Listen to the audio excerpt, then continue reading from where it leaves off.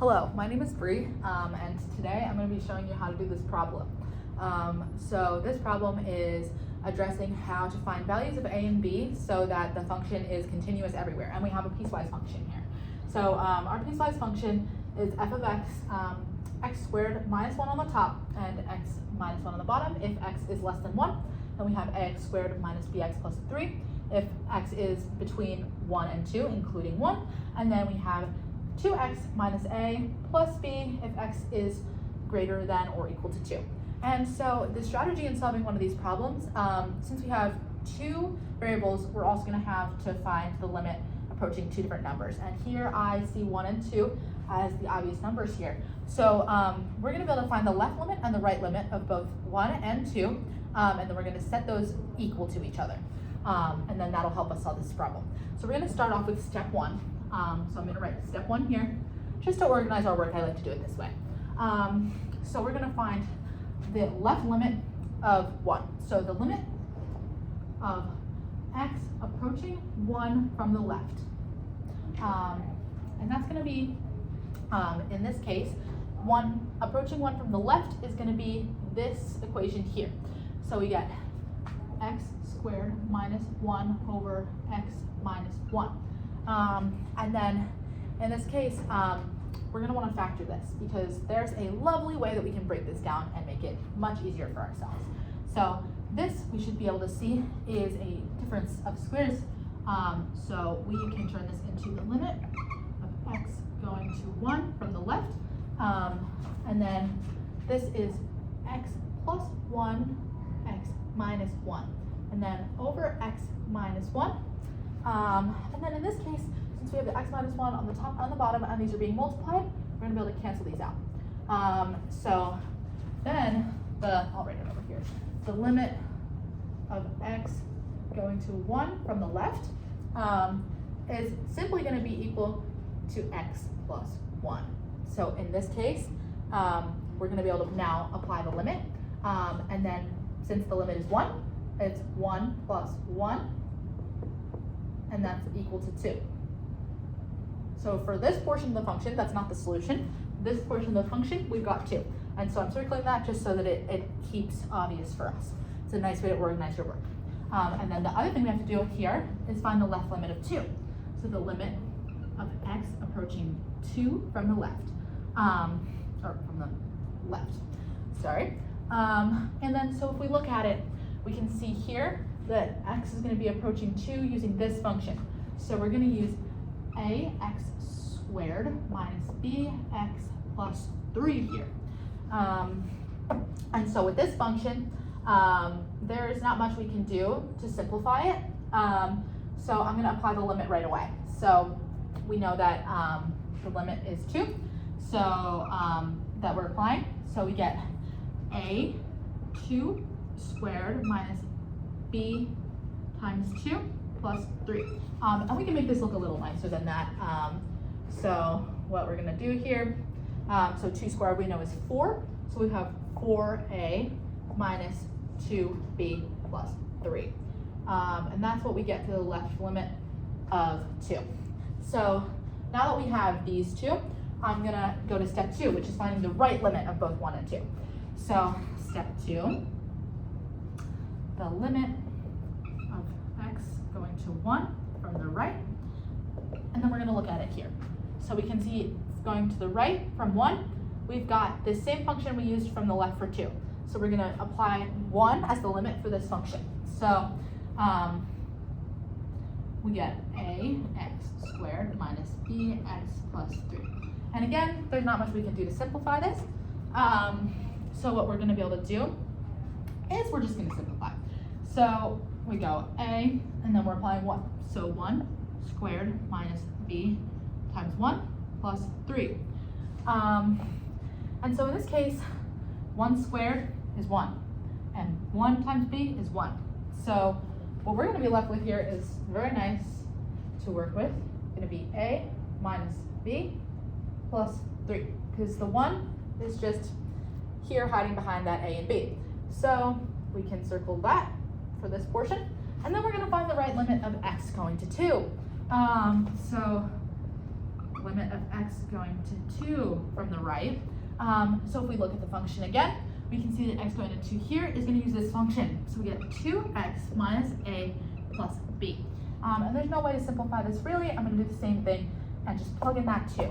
So we're going to apply the limit, which is going to get us 2 times 2 minus a plus b. And we should know by now that 2 times 2 is 4. So we're going to get 4 minus a plus b. Now it's really important to keep track of which functions are which in this case. So these two are for the limit going to 1, and these two are for the limit going to 2. Don't get that mixed up, that will mess up this problem, and I feel like that is one of the easier ways to mess this problem up. So what we're going to do now, step 3 is setting the left limit equal to the right limit. And we're going to have to do this for both 1 and 2, which is why it's important to not get those messed up. So the limit of x going to 1 from the left equal to the limit of x going to 1 from the right. And this is just because we're trying to solve for a and b, and this is our way of doing that. So what we got for the limit of x going for 1 from the left, we got 2, which is going to be really nice to work with in this case. So we get 2 is equal to, and the limit of x going to 1 from the right, we're going to double check we get the right one, is equal to a minus b plus 3. And then we're going to do just a tiny bit of simplification here to get all of the constants on one side. So we can just subtract 3 here on both sides, and we should be able to tell that this is minus 1 equals a minus b. And that's going to be for the limit of x going to 1. And then we can do the same thing here for the limit of x going to 2. So the limit of x going to 2 from the left is equal to the limit of x going to 2 from the right. And then so in this case, we can see the limit of x going to 2 from the left is 4a minus 2b plus 3. Then we're going to set that equal to from the right, where we got 4 minus a plus b. And so we're going to have to do a little bit of moving around to make this look nice. So I see there's just one a on this side, so I'm going to move this a over. So we're going to get 5a on this side, and then I think it would be easier to move the b over as well, so we can subtract the b.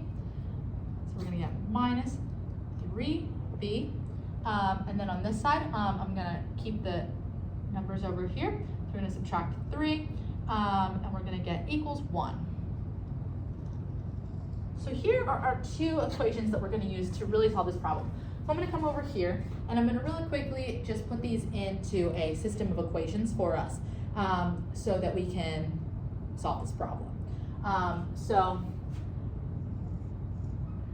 now we're going to take them and put them up here. So what we got for this section. Now it's very important, the reason I've been doing this organizationally so specific, it's very important you don't get messed up or use the wrong equations for the wrong portions of this, because so many things are circled here, and that's why I very clearly have denotated this, because it is very easy to accidentally just take one of these and put it in here, and that would make this entire problem wrong. So we're going to make sure we get the limit of x going to 1 from the left and right is minus 1 equals a minus b, and then for 2 we got 5a minus 3b equals 1.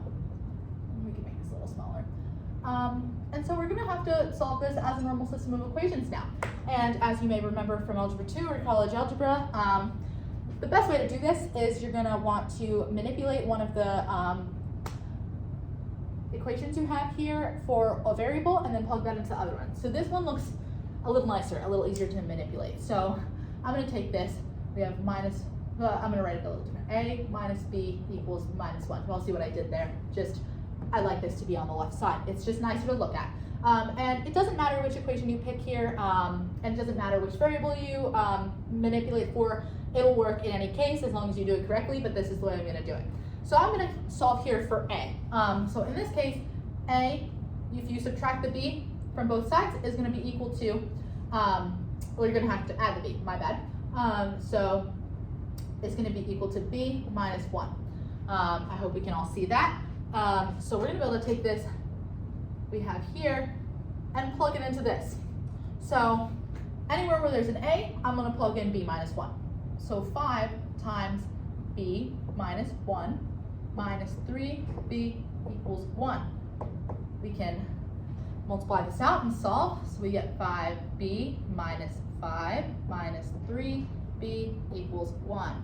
I'm gonna bring the 5 over to this side and simplify. So we get 2B equals 6. And then we can divide by 2 on both sides. And 6 over 2 is equal to 3. So we know that that is equal to B. This is our answer for B. We get 3 for B. And then we're gonna take this, and the last step is to plug this back into the other equation and solve for A for real. So our equation was A minus B. So we get A minus 3 now is equal to minus 1. And then all you have to do here, add 3 on both sides, and gonna be A is equal to 2. And so that's how you solve this problem. Your final answer is gonna be A equals 2 and B equals 3. And that will make it so that the function is continuous everywhere, since the left limit will be equal to the right limit, and there will be no areas in which the function is non-continuous.